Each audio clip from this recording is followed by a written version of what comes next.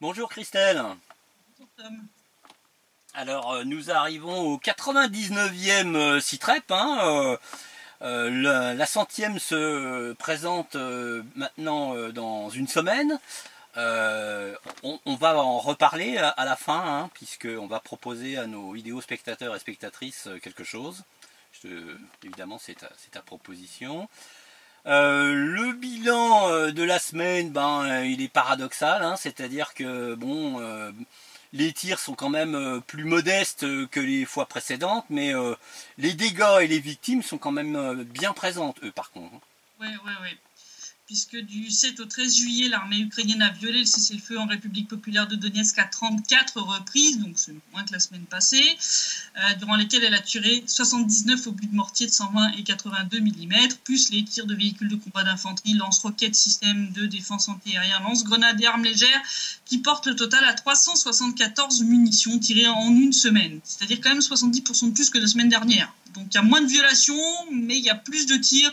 Mais ça reste pour beaucoup du petit calibre, en fait. Ça reste beaucoup armes légères, armes légères de gros calibre, comme on dit. C'est-à-dire de la mitrailleuse lourde, des choses comme ça, ou du lance-roquette, quoi. C'est vrai qu'ils ont quand même pas sorti l'artillerie lourde ou ce genre de trucs. Ces tirs ont touché, comme la semaine dernière, 18 localités de la République. Il faut y rajouter les 4 violations du cessez-le-feu et les 36 munitions tirées durant les dernières 24 heures. Suite à ces tirs, cette semaine, 2 soldats de la RPD sont morts, 2 autres ont été blessés, 13 habitations ont aussi été endommagées à 2 coups de Chaïevsk, Golmovski, Zaïtsevo, Chirokaya Balka et Vissoloye. Et dans le sud de la RPD, 120 hectares de blé ont été détruits par les flammes après que les soldats ukrainiens aient bombardé des champs avec des obus de mortier de 82 mm incendiaires. Mais à part ça, c'est pas des terroristes, mais une armée de libération. Alors je voudrais faire une parenthèse tout de suite là-dessus. 120 hectares de culture. De blé. Ça fait quand même un sacré paquet de tonnes. On fait le calcul, c'est-à-dire que si on fait une moyenne de 100 quintaux, c'est-à-dire à peu près, je sais pas, 10 à l'hectare, 100 quintaux à l'hectare, c'est, alors ça y est, ça doit être 10 tonnes, je crois, sauf erreur. Il me semble que ça doit être 10 tonnes, puisque, oui. Donc ça fait 1200 tonnes. Enfin, je me doute que ça fait quand même une sacrée quantité, parce que 120 hectares, ça fait quand même une sacrée surface. Je sais pas quels sont les rendements. Oui, parce qu'un quintal, c'est 100 kilos. 100 kilos. Voilà. Donc c'est bien. Donc, ça, 10 tonnes par hectare, ça fait quand même 1200 tonnes de blé détruit. C'est pas rien. Non, c'est pas rien. C'est pas rien, donc je sais pas quel est le rendement qu'on a ici. Ce serait intéressant à avoir les chiffres exacts, mais c'est clair que ça fait quand même une très grosse quantité, très grosse quantité quand même de blé et donc de futures farines qui sont parties en fumée. Donc merci l'armée ukrainienne. Non mais après, vouloir couper la flotte, l'électricité, le téléphone, maintenant ils veulent affamer les gens, c'est magnifique quand même. 100 quintaux par hectare, c'est une moyenne, parce que ça va de 80 à 150 à peu près, suivant les pays. Donc voilà, ça fait quand même une sacrée quantité de nourriture qui a été détruite, quoi. Je veux dire, c'est magnifique. Quand je dis qu'avec des libérateurs comme ça, on n'a pas besoin d'armée d'invasion. En tout cas, côté ukrainien, suite aux publications récentes, on en avait parlé de certains journaux occidentaux sur les groupes armés néo-nazis en Ukraine, il semble que ça a fait un petit peu réagir Kiev, puisque le commandant en chef de la fameuse opération des forces interarmées, Naïev, a déclaré publiquement que ne se trouveraient plus dans la zone d'opération militaire que les forces armées ukrainiennes et les unités d'autres agences de sécurité de l'État. Donc en clair, les bataillons ultranationalistes incontrôlables du genre secteur droit vont être retirés de la zone d'opération. Seuls resteront de petits groupes chargés de mener des opérations de sabotage. Donc les conséquences ne se sont pas fait attendre, puisque le SBU et les forces spéciales des forces armées ukrainiennes ont commencé à venir sur le front désarmer ces bataillons sur leur lieu de déploiement. Bien entendu, tu te doutes que les commandants de ces unités sont pas du genre à se laisser faire et à se laisser désarmer comme ça. Résultat, ils ont mis leurs unités en alerte de combat maximum et on a reçu des informations sur des affrontements armés entre les forces spéciales des forces armées ukrainiennes et il y aurait des pertes des deux côtés. Donc, entre bataillons nationalistes et forces spéciales des FAU. c'est bien, c'est magnifique. C'est quand même étonnant parce que ils ont quand même besoin des néo-nazis vu qu'il n'y a plus beaucoup de troupes ukrainiennes qui tirent gratuitement sur les civils. Ouais, mais bon là le problème c'est que ils sont pris entre le marteau et l'enclume, hein, parce que c'est quand même l'Occident qui les finance. Donc là, les néo-nazis un petit peu trop visibles sur le front, ça a commencé à porter préjudice. Donc c'est pas grave, ils vont les intégrer, hein, t'inquiète pas. Ils les désarment officiellement, puis après ils vont passer des deals et puis ils vont faire comme avec Azov, qu'ils ont intégré dans la garde nationale. Ou les terroristes, hein, les Daesh qui viennent dans le Front al-Nusra ou dans d'autres machins. C'est-à-dire qu'ils changent d'étiquette, mais c'est toujours les mêmes salopards, mais ils changent d'étiquette, quoi. C'est ça. À mon avis, ça va être une histoire comme ça. D'ailleurs, il n'y a pas que les bataillons ultranationalistes que Kiev veut faire sortir de la ligne de front. Les organisations de volontaires qui aident les soldats et communiquent souvent des chiffres plus réalistes sur les pertes de l'armée ukrainienne et son État sont aussi dans le viseur de Naïev. Et là, c'est le scandale, non seulement parmi les médias qui les utilisaient comme source fiable d'information, mais aussi parmi les soldats. Parce qu'il faut dire que ces organisations posent un gros problème à Naïev puisqu'elles publient en ligne des preuves des violations du cessez-le-feu de la part de l'armée ukrainienne, alors que Kiev chante partout que les forces armées ukrainiennes respectent le cessez-le-feu, sans parler du gouffre entre les pertes annoncées par Kiev et celles annoncées par les volontaires. Souvent d'ailleurs ils sont beaucoup plus justes dans ce qu'ils racontent, ou quand ils dénoncent les manques, le fait qu'ils aient rien à bouffer, ce genre de trucs. Parce que bon, leur publication montre que les autorités de Kiev mentent à tour de bras et ça plaît pas trop à Kiev. Or, il faut quand même rappeler que ces organisations ont suppléé depuis plus de 4 ans à l'état désastreux de la logistique de l'armée ukrainienne, fournissant nourriture, vêtements et équipements décents aux soldats des FAU. Et après 4 ans de bons et loyaux services, Kiev montre son ingratitude en les virant du front. Résultat, les médias et les blogueurs ukrainiens se déchaînent contre le commandement de l'opération des forces interarmées en l'accusant de mentir et de répandre des fake news. C'est beau l'ambiance en Ukraine, moi je te dis. Ah oui, non mais chaque semaine on a ce genre de sketch qui montre à quel point... C'est beau. Dans la zone grise occupée par Kiev, en tout cas, les soldats ukrainiens continuent de réprimer la population. Parfois, ils se déguisent même en soldats de la RPD pour mener leurs provocations et voler les habitants. Le but étant bien sûr de monter la population contre la RPD et justifier leur occupation de ce territoire. Et les crimes des soldats ukrainiens ne sont pas enregistrés que par la RPD, mais aussi par les forces de maintien de l'ordre des FAU, donc la police militaire, qui a enregistré 881 délits depuis le début de l'année, dont 149 faits par des soldats en état d'ébriété. D'ailleurs, en parlant d'ébriété, 31 soldats de l'armée ukrainienne ont été enregistrés comme morts pour cause d'abus d'alcool. Oula. Et bien dis donc, la cirrhose fait de sacrés dégâts dans l'armée ukrainienne. D'ailleurs, vers Mariupol, le bureau d'un seul commandant militaire a enregistré du 1er mai au 1er juillet, donc en 2 mois, 112 procédures contre les soldats des forces armées ukrainiennes pour avoir bu de l'alcool et fait du trafic de drogue. 112 en 2 mois, tout va bien. C'est merveilleux, ça marche très bien l'Ukraine. Oui, l'armée ukrainienne, il n'y a pas de doute. C'est tip top. Sobre et efficace. Bon, remarque, ça explique peut-être la calmie que nous avons actuellement, puisqu'ils sont en train d'enlever les plus tarés, et puis il ne reste plus que les alcoolos et les camés. C'est sûr qu'il faut savoir, pochetronner ou tirer. Faut faire, ou tirer, faut faire le choix. Il y en a qui arrivent à faire les deux, mais bon, c'est pas terrible. Ils se tirent dessus quand ils sont pochetronnés. Tu vois ce que je veux dire, en tout cas, face à cette accalmie dont personne ne peut prédire la durée, pas même Édouard Bassourine, ce dernier a donné une interview à nos collègues de l'agence DAN sur cette nouvelle trêve et ce que fait Kiev pendant cette dernière. Donc, dans cette interview, il explique que depuis le début de l'année, l'armée ukrainienne a fait quand même une bonne dizaine de tentatives d'occupation de territoire dans la zone grise, toutes soldées par des morts côté ukrainien. D'après les données dont lui dispose, l'armée ukrainienne a eu quand même plus d'une centaine de tués et de blessés depuis le début de l'année juste dans ce genre d'attaque. Je parle même pas dans le reste, je parle même pas des pertes hors combat, je parle même pas des autres accrochages divers. Juste cette dizaine de tentatives d'occuper des villages dans la zone grise ou des positions dans la zone grise, ça leur a coûté quand même une bonne centaine de morts et de blessés. Donc à chaque fois, ils en perdent 10, quoi, en gros.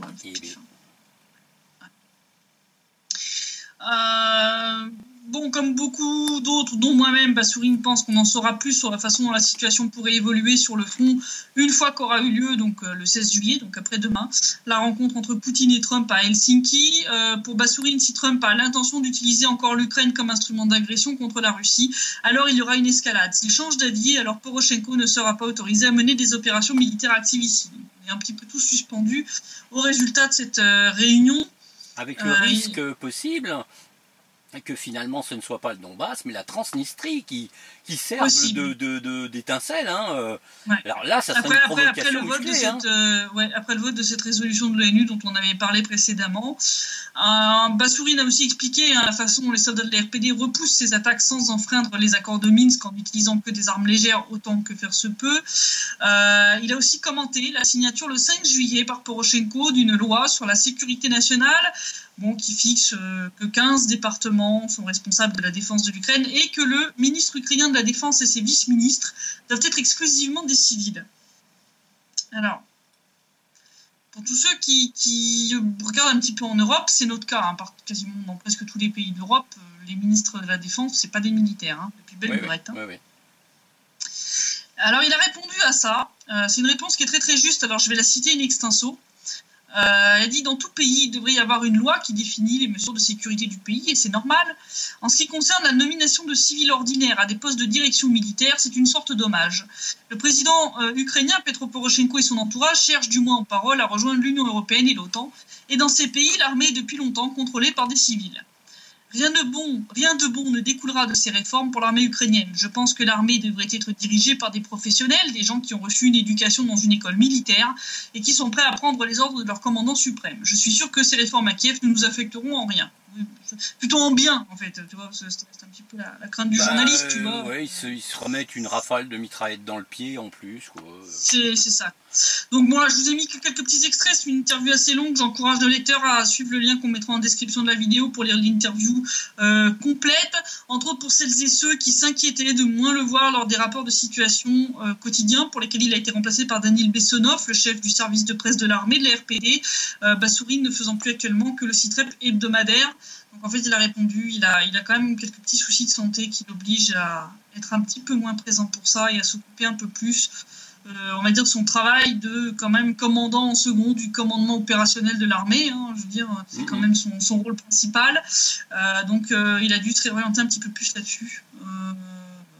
Pour préserver sa santé. Basourine n'est pas tout jeune quand même.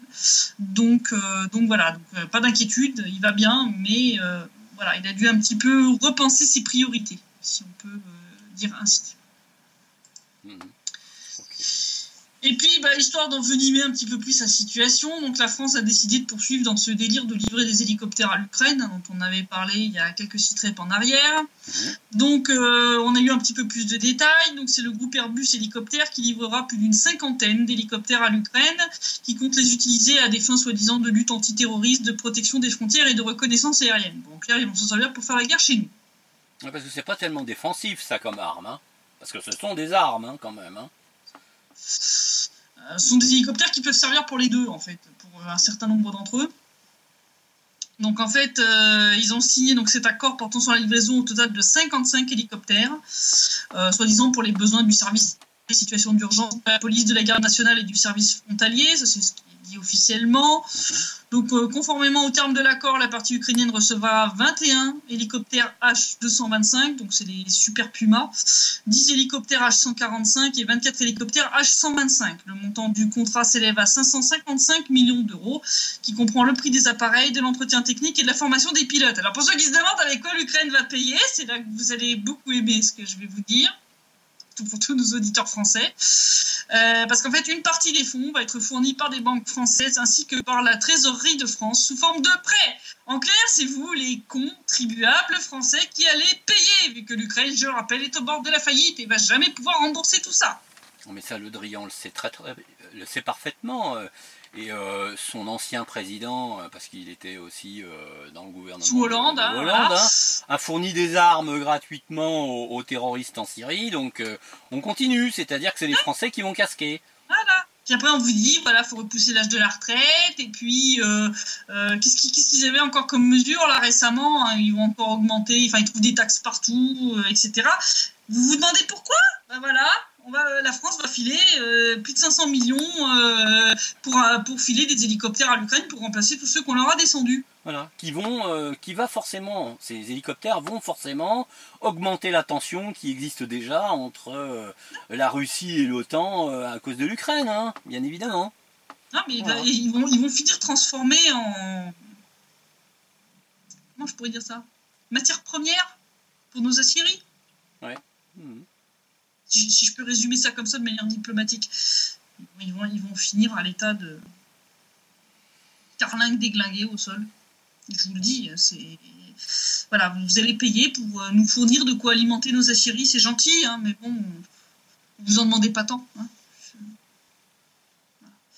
Mais bon, ça montre bien que la France n'est pas du tout intéressée pour la mise en application des accords de Minsk. Je veux dire, tu ne fournis pas des hélicoptères qui peuvent servir pour des opérations armées à un pays qui est en pleine guerre civile, alors que tu es garant des accords de paix.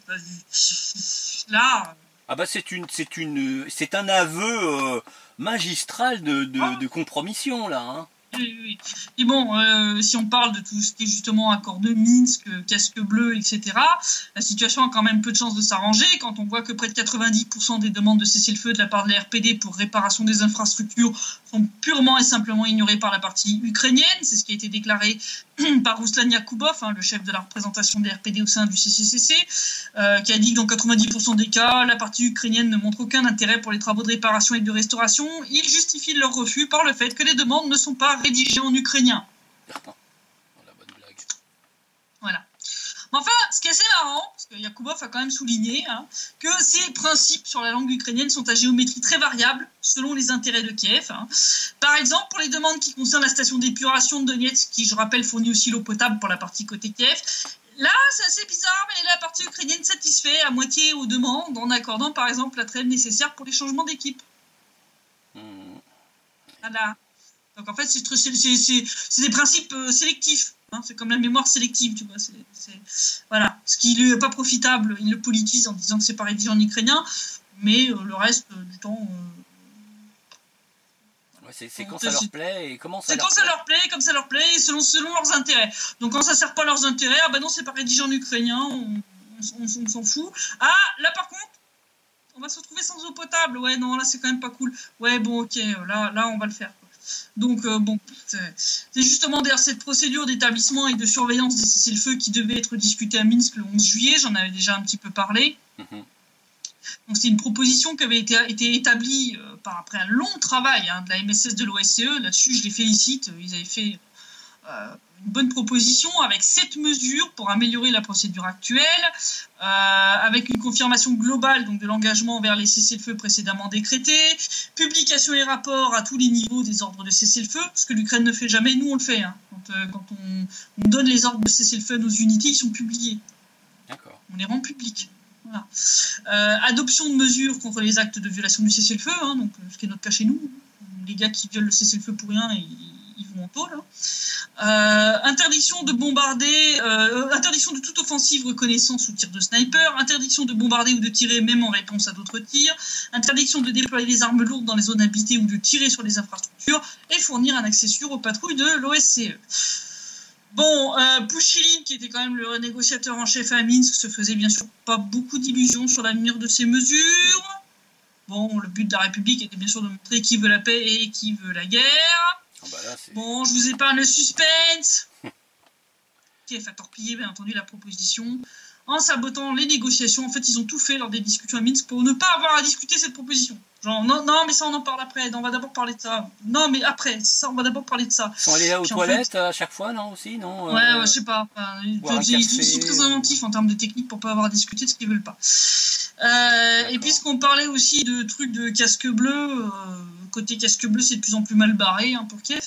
Grâce au fait que l'Ukraine n'a rien trouvé de mieux à faire que de discuter de cette question avec l'OTAN, lors de ce meeting qui a eu lieu à Bruxelles, et de pousser l'organisation terroriste de l'Atlantique Nord, oui, c'est ma petite version de leur acronyme, à soutenir sa version complètement délirante d'une mission de casque bleu occupant tout le Donbass jusqu'à la frontière avec la Russie. Alors, vu les relations en ce moment entre l'OTAN et la Russie, et le fait que les RPD et les RPL craignaient déjà que cette mission de casque bleu ne soit qu'un déguisement pour des troupes de l'OTAN, non, mais vous pouvez arrêter de jacasser à propos de cette mission dans la presse. Vous pouvez arrêter votre gaslighting et tout ça. Là, c'est plié. Ni Donetsk ni Lugansk ne signeront jamais pour votre truc. Je vous le dis tout de suite. Jamais de la vie. Ils croient encore au Père Noël, non? Ouais. Surtout que cette semaine, Volker en a rajouté une couche au rayon déclaration va en guerre. Voilà, il a accordé une interview au Bild dans laquelle il a déclaré que si l'Ukraine violait effectivement le cessez-le-feu, elle en avait par contre le droit parce qu'elle défend son territoire. C'était en gros ça le résumé. Hein. Il a dit bien sûr les Ukrainiens tirent aussi, mais vous devez garder à l'esprit que tout cela se passe sur le territoire de l'Ukraine. Il est parfaitement normal qu'un pays ait des soldats dans son propre pays. Mais c'est pas normal qu'il tire sur sa propre population. Oui, ça c'est voilà. Mais évidemment, c'est le fait qu'il omet de donner ce petit détail qui fait toute la différence. Ce petit détail, voilà. Donc après, il part sur des délires comme quoi la Russie, sans la nommer, il n'est pas normal qu'un pays ait des soldats dans un autre pays, c'est la situation dans l'est de l'Ukraine. Mais du côté ukrainien, il y a des violations du cessez-le-feu, mais l'écrasante majorité et les violations les plus graves se produisent sur le territoire occupé par la Russie. Donc il n'y a pas de territoire occupé par la Russie. Arrête de sniffer des rails de coke avant de faire des interviews, s'il te plaît. C'est Volker, hein. Oui, il a juste oublié un petit détail qui, en Syrie, fait qu'il y a des bases américaines militaires. Des troupes américaines en Syrie, totalement illégales. Hein, totalement. Ça veut dire que, de ce fait, sans s'en rendre compte, il légitimise largement, en fait, la réaction militaire. À voir si elle se mettait à bombarder les bases américaines en Syrie. Merci, Volker. Non, mais quand je te dis que c'est des cons, hein, quand même. Ah oui, c'est très clair. Voilà. En plus, la majorité des violations vient bien du côté ukrainien. Il suffit de lire les rapports de l'OSCE. Donc après il part dans un délire sur qu'est-ce qui est considéré comme une violation du cessez-le-feu en disant bon oui mais quand tu réponds c'est aussi considéré comme une violation. Ben oui Sherlock Holmes hein. Mais ça légitime toujours pas plus les tirs de l'armée ukrainienne vu que souvent c'est quand même eux qui tirent les premiers. Voilà. Donc puis bon je rappelle que donc il n'y a pas d'armée russe ici, il n'y a pas d'occupants russes et que c'est l'Ukraine l'envahisseur ici et pas l'armée russe qui existe que dans la tête de Porky Volker et la bande de cinglés qui gouverne à Kiev. Maria Zakharova a d'ailleurs commenté ce énième délire en disant que cela revenait à jeter encore de l'huile sur le feu. Non mais Volker c'est un spécialiste pour ça. Hein. Oui non mais c'est ça, Volker, enfin les Américains reconnaissent humblement, hein, je dirais humblement pour me moquer bien évidemment, qu'ils ont des troupes illégales, qu'ils occupent illégalement le territoire syrien, mais ils ont un autre langage total, comme si une espèce de schizophrénie. Oui, d'ailleurs ils ont aussi des troupes en Ukraine, comme ils l'ont reconnu en fait lors d'un superbe lapsus. Dans un article, justement parce qu'ils commencent tous un peu à flipper avec Trump, là, qui commence à menacer de retirer les troupes américaines de l'Europe, etc. Et donc il y a un article d'un journal tout ce qui est plus pro-américain, pro-atlantiste, etc., qui est sorti que ça pourrait se solder par le retrait des troupes américaines d'Ukraine. Ah oui. Tiens donc, qu'est-ce que vous foutez là ? On n'aura même plus besoin d'argumenter pour avoir des preuves flagrantes. Hein. Il n'y a toujours pas de preuves de présence de l'armée russe dans le Donbass, hein, pas une photo, rien. On a juste des déclarations péremptoires. Hein. Par contre, des preuves de présence illégale, criminelle des Américains en Syrie, et bien sûr dans le Donbass, bah forcément parce que les TOW, les missiles anti-chars TOW, ils se sont bien rendus compte qu'ils s'étaient déjà fait dépouiller d'un radar de contre-batterie. Alors ils vont pas envoyer les ustensiles sans le personnel américain qui sait s'en servir. Avec, donc, voilà. Mais sauf qu'ils ont rien à faire parce que c'est pas leur guerre. Voilà, donc ils ont rien à foutre là. Voilà. Si on regarde l'évolution générale de la situation en Ukraine, après avoir envoyé chier la Russie depuis le Maïdan en termes de combustible nucléaire, hein, et je le rappelle, s'être retourné de manière assez désastreuse vers les USA, enfin une compagnie sino-américaine, hein, Westinghouse, voilà que Kiev veut recommencer la coopération avec la Russie dans le domaine de l'énergie atomique, y compris la construction d'une usine de production de combustible nucléaire pour alimenter ses centrales électriques. Non, l'info ne vient pas d'Hugo Raffi, mais du journal économique Pravda, qui se base sur une lettre du ministre ukrainien de l'énergie et du charbon, Igor Nasalika, adressée au premier vice-directeur général de Rosatom, Kirill Komarov. Dans cette lettre, la partie ukrainienne propose d'organiser une rencontre à Bruxelles entre le 9 et le 12 juillet et souligne le haut degré de coopération avec la Russie dans le domaine de l'énergie nucléaire et les perspectives pour une coopération accrue, ainsi que le besoin de remettre sur les rails certains projets communs. En particulier un projet de créer en Ukraine une usine de production de combustible nucléaire. Il faut savoir qu'en 2011, Rosatom et l'Ukraine avaient signé un accord pour la construction de cette usine qui devait fournir le combustible nécessaire aux centrales nucléaires ukrainiennes et cette usine devait être construite près de Smolino.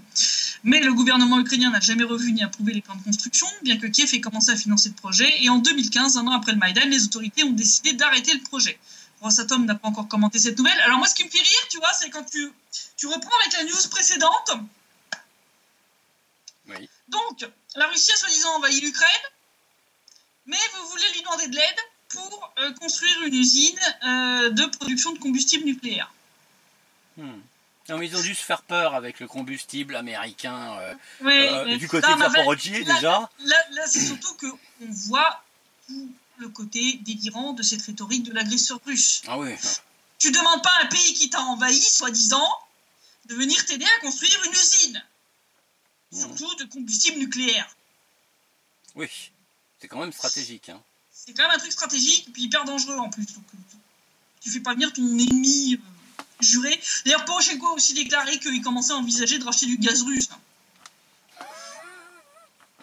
Donc je vous dis que ces histoires de rhétorique, d'envahisseurs russes et d'occupants russes dans le Donbass, c'est de la grosse foutaise. Je veux dire, il vous suffit de regarder un peu les faits, bordel, pour tous ceux qui croient à ces conneries. Sincèrement, vous croyez qu'en 39-40, avant que l'Allemagne envahisse la France, au moment où on était déjà en guerre, mais l'armée allemande n'avait pas encore avancé, vous croyez vraiment que la France aurait été voir Hitler, ils ont dit tu pourrais pas nous aider à construire une usine, je sais pas, Volkswagen à côté de Paris, quoi. Sérieusement. Sérieusement. Je demande aux gens quand même de reconnecter leurs neurones. Si réellement la Russie avait envahi l'Ukraine serait pas là en train de vouloir acheter du gaz et de redemander de relancer la coopération dans le domaine de l'énergie nucléaire. Remettez un petit peu tout ça dans l'ordre, s'il vous plaît, parce que là, ça tient pas la route. La seule chose qui aurait été logique, c'est d'arrêter carrément les centrales nucléaires. Enfin, ce qu'ils peuvent pas mettre en route des centrales à charbon, ou en tout cas en construire. Oui, parce qu'ils ont plus le charbon du Donbass, et puis, d'ailleurs, il y a une blague là-dessus. Je la sorte après pendant ce temps-là à Kiev. Elle est assez croustillante, celle-là aussi. Bon. Je la citerai de tête, mais elle est assez drôle. C'est une blague qui circule en Ukraine, hein, je le signale. En tout cas, en Ukraine, côté eau potable, ce qu'on craignait la semaine dernière s'est produit. Faute d'arrivage de chlore liquide pour désinfecter l'eau, les premières restrictions ont été mises en place, entre autres dans la région et la ville de Nikolaïev. Ainsi, à partir du 16 juillet à 10h, la quantité d'eau fournie aux habitants de Nikolaïev sera réduite pour laisser le temps de reconstituer les stocks de chlore. Hier, donc vendredi, Groysman, le Premier ministre ukrainien, a annoncé que le gouvernement avait résolu le problème et que les sociétés désinfectant l'eau recevraient du chlore. La question, c'est quand et jusqu'à quand, parce que si Kiev l'achète ailleurs, ça lui coûtera plus cher que sa production locale, et puis vu qu'ils ont déjà pas de sous, ça va être le charbon sud-africain ou polonais, quoi, tu vois. Ils envisagent en fait des solutions qui sont pires que celles qu'ils ont voulu arrêter pour des raisons économiques. Enfin, ça n'a pas de sens, quoi. Non, mais c'est même pas pour des raisons économiques, c'est pour des raisons ultranationalistes, d'idéologie ultranationaliste débile. Voilà, il faut quand même dire les choses comme elles sont. Alors que mardi qui vient va avoir lieu l'anniversaire de la tragédie du MH17, il y a quand même une petite info intéressante qui est tombée d'un lieutenant général de réserve ukrainien, Dmitry Oumanets, qui a déclaré que l'état de la défense antiaérienne ukrainienne était déplorable, car la plupart des missiles étaient fabriqués en Russie et donc plus reçus par l'Ukraine depuis la chute de l'URSS. D'après lui, la défense antiaérienne ukrainienne a un bon potentiel, avec tout d'abord les missiles bouc M1. Ah bah tiens, je croyais que vous les aviez tous vendus à la Géorgie, soi-disant. Des fois, ils révèlent des petites infos comme ça. Oui, mais ils sont très cons. Hein. C'est ça le problème avec la propagande, c'est qu'avec le temps, ça fuit. Tu vois, ça fuit. Ça fuit, ça prend des trous partout et ça fuit. Ça fuit. Voilà. Donc il a quand même rappelé que la production de ces missiles et le savoir scientifique attenant sont restés en Russie et que les autorités de Kiev n'ont pas l'air pressées, ne serait-ce que de réparer les complexes de missiles existants. Donc ça te laisse bien imaginer l'état des boucs ukrainiens. Ah bah ça va leur péter à la gueule hein, s'ils s'en servent, c'est ça que ça veut dire. Hein. Oui d'ailleurs c'est ce qu'il a dit, hein. Il a ajouté qu'il y a des problèmes avec la poudre de propulsion et les missiles, hein, ce que j'avais divulgué quand on avait parlé hein, de ce morceau de bouc qui avait été montré par le JIT, hein, comme disant le bouc qui aurait abattu les MH17, et quand tu voyais la date, on était là en mode ils sont un petit peu trop vieux. Ben, c'est ce qu'il a dit, hein, il a confirmé que ces missiles trop vieux, en particulier les missiles pour le système S-300 qui sont produits en Russie, il a signalé que ceux du S-125 ont été retirés de l'armement, même en Ukraine, parce que beaucoup trop anciens, et sans parler des S-200 pour lesquels il n'y a plus de munitions dans le pays, donc ils n'ont toujours plus de missiles pour les S-200. Et il a dit, pour ce qui est des missiles, nous utilisons un vieux parc qui a été laissé dans les bases et les entrepôts. Vous savez que certaines roquettes ont déjà explosé dans l'air, et pas qu'une fois, grâce au plus haut niveau des dirigeants du pays et des forces armées. Grâce à Dieu, cela ne s'est pas reproduit. C'est un petit truc intéressant que moi je garde sous le coude concernant le dossier du MH17. Ouais. Je travaille actuellement sur ce dossier, ça va être un travail de très longue haleine, donc me demandez pas de vous produire un truc tout de suite. Mais je suis en train de travailler dessus et ça fait partie des infos que je garde sous le coude. Parce que ça risque d'avoir son importance. Mais ça vous montre bien que, ils ont des bouquets mains qui sont extrêmement vieux et qui, effectivement, n'ont pas été remplacés depuis l'époque de l'URSS, ce qui confirme ce que la Russie disait sur le fait que, au vu du numéro de série du bouquet, très certainement un bouc ukrainien qui date de l'époque soviétique. Bon, je vais peut-être être un peu cynique, un peu méchant, mais peut-être... faudrait-il conseiller aux militaires ukrainiens de refiler tous ces missiles limite aux néo-nazis dont ils sont en train de se débarrasser, comme ça leur pète à la figure. Ouais, ça fait moins de victimes de l'autre côté. Voilà. Alors pendant ce temps, la caisse, il y en aura un plus ma petite blague que je vais faire après. Donc c'est Poroshenko qui est allé lors de ce meeting de l'OTAN qui avait lieu à Bruxelles. Et il a fait une intervention devant une salle vide.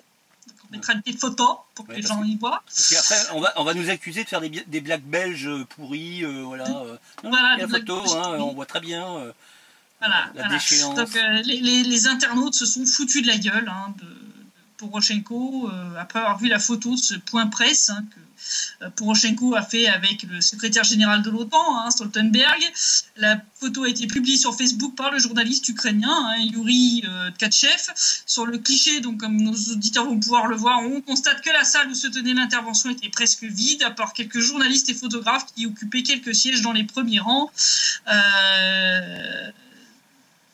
Loin d'être étonné par une telle situation, certains commentateurs ont souligné que Poroshenko ne pouvait rien dire d'intéressant. Certains ont dit qu'est-ce qu'on pouvait attendre. On l'a écouté une fois il y a 5 ans et depuis il répète la même chose, a écrit Ilya Bendik.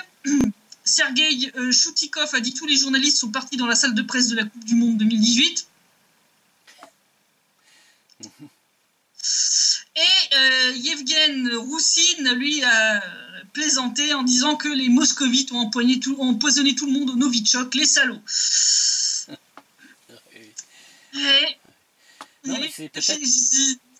pense que la version du tout le monde s'en fout, parce qu'une fois que tu as écouté Poroshenko une fois, tu n'as plus besoin de le réécouter. Je pense que c'est la bonne. Non, mais il devrait pleinement prendre son rôle de clown, je dirais, à bras-le-corps, parce que là, au moins, il intéresserait quelqu'un. Ouais. Alors, ma petite blague, donc c'est une blague qui circule en Ukraine. Donc, c'est un Ukrainien qui rentre à la maison et il a réussi à choper un lièvre. Il est parti à la chasse, il est revenu avec un lièvre et il dit à sa femme, chérie, prépare-nous ce lièvre, on va enfin manger un peu de viande. Et puis sa femme qui lui dit, on va le préparer comment? Quoi, comment? Je sais pas, prépare. Quoi, tu le prépares? Elle dit, et comment je le fais cuire? Avec la gazinière, il n'y a plus de gaz. La Russie nous a envahis, on est en froid avec eux, on n'a plus de gaz. C'est le jeu de mots. Avec le bois alors, pas possible. L'oligarque du coin a vendu tout le bois est parti en Europe, il n'y a plus de bois. Le charbon alors, le charbon on peut pas, il vient du Donbass, et puis il y a le blocus, on reçoit plus le charbon du Donbass. Mais il dit, mince, et non, alors bon, il regarde son lièvre, et puis il ouvre la fenêtre, puis il le jette par la fenêtre, et là, le lièvre donc sautille, et puis il se retourne et dit, Slava Ukraine, gloire à l'Ukraine. On en rit, mais il y a malheureusement beaucoup de civils ukrainiens qui vivent dans la partie ukrainienne, qui vivent des moments très très difficiles. Très difficiles à cause des... Ça c'est une blague qui circule en Ukraine, donc c'est la façon dont les gens réagissent à la situation merdique dans laquelle ils sont quand même. Donc voilà, donc ça vous donne quand même une bonne idée de la situation en Ukraine et de la façon dont les gens voient la situation dans laquelle ils sont quand même. C'est un peu désespéré comme truc, et puis ça montre bien, le lièvre qui dit gloire à l'Ukraine, c'est le slogan ultranationaliste pour ceux qui ne le savent pas. Donc pour bien montrer que merci les gars, vous nous avez foutus dans la merde, quoi, tu vois, c'est plus total. Donc voilà, je pense qu'on dit assez long quand même sur l'état de l'Ukraine. Je pense qu'on en saura plus donc une fois qu'aura eu lieu cette réunion entre Trump et Poutine. Oui, ça peut être même un point d'inflexion important. J'espère. J'espère que ça va aller vers un mieux. En tout cas, donc le 17 juillet auront lieu bien entendu les cérémonies de commémoration de la tragédie du MH17. Je serai sur place à Grabovo comme chaque année pour filmer les cérémonies commémoratives. Et puis j'espère arriver à produire le plus rapidement possible donc ce dossier sur le MH17 parce que l'enquête officielle, très sincèrement, comment dire, il y a plus de trous dedans que dans un putain d'Ilmatal suisse. Ah oui, ça fait beaucoup. Ouais, ça fait beaucoup, oui. Donc là, il est vraiment temps de reprendre tout ça, de reprendre l'enquête officielle, les contre-enquêtes qui ont été faites par certains blogueurs, par certains collectifs, et réessayer de refaire une synthèse de tout ça. C'est un énorme travail, bien entendu, mais il faut le faire. Il y a un moment où il faut le faire et j'ai décidé de me coller dessus. Donc c'est pour ça aussi que vous voyez moins d'articles, parce que bien entendu, dépioter tout ça, ça prend beaucoup de temps, donc ça laisse moins de temps pour faire des articles. Je peux témoigner que tu es toujours très souvent très occupé de traduction, à écrire des textes, enfin des articles. Les reportages aussi, qu'on avait fait entre 50K, qui m'ont pris beaucoup de temps, parce que quand tu as autant de matériel, quand tu as quasiment une semaine de matériel vidéo, c'est énorme à éditer, à sous-titrer, etc. Donc là, j'ai décidé de me consacrer un peu plus sur ce dossier-là, et donc ça me prend du temps, donc forcément j'ai moins de temps pour le reste. Donc je m'en excuse, mais je veux vraiment travailler sur ce dossier-là, qui pour moi est important. Donc voilà, donc ne vous inquiétez pas si vous voyez moins d'articles, je vais bien. Mais je me consacre pour l'instant à ce dossier qui, moi, me semble important. Donc, j'espère arriver à avancer assez vite là-dessus. Donc, le petit truc qu'on voulait proposer pour la 100e, c'est qu'en fait, on vous propose sous les commentaires de ce 99e site rep de nous poser des questions que vous avez, auxquelles on n'a jamais répondu. Et que vous avez en tête et que vous aimeriez poser depuis belle lurette. Donc voilà, posez-les en commentaire sous la vidéo YouTube ou en commentaire sous l'article. On les compilera et on fera donc une petite séance questions-réponses pendant le prochain SITREP, donc pour fêter le 100e SITREP. Déjà le 100e, ouais. Et puis bientôt 2 ans de SITREP, puisque bientôt 2 ans, le 13 août 2016, nous avons commencé à faire des SITREP pour le Donbass. Le premier était le 13 août, donc ouais, on approche bientôt. Donc si certains d'ailleurs ont des petites idées aussi pour le SITREP anniversaire, n'hésitez pas à les mettre en commentaire et à nous suggérer quelque chose, et puis on regardera les propositions. Très bien. Merci encore une fois, Christelle, de nous donner toutes ces informations avec les commentaires qui sont nécessaires pour comprendre ce qui se passe. On a absolument, comme je le disais aussi à Essar, pour la Syrie, on a absolument besoin de ces informations venant du Donbass pour comprendre ce qui s'y passe. Parce qu'évidemment, en France, il ne faut pas compter sur les médias mainstream pour nous donner de l'information. C'est perdu d'avance, c'est de la propagande. On est là ils sont là pour servir la soupe au régime de Kiev. Donc voilà.